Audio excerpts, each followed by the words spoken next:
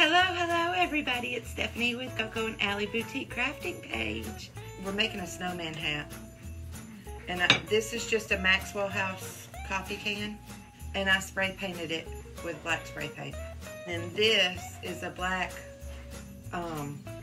like a salad plate from Dollar Tree.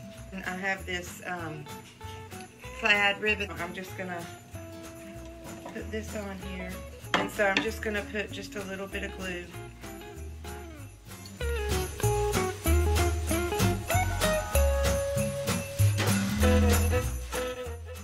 So the next thing I'm going to do is I've just got this foam, floral foam from Dollar Tree.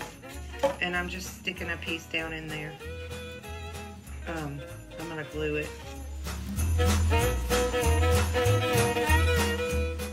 I have all these greenery and florals, and I'm just going to start sticking pieces in.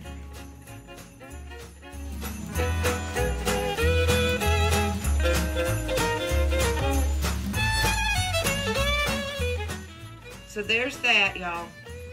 So now I'm just going to glue this to this plate, and I'm going to use E6000 and hot glue. And then just stick it down on your plate. Now I just have to, I want to decorate it.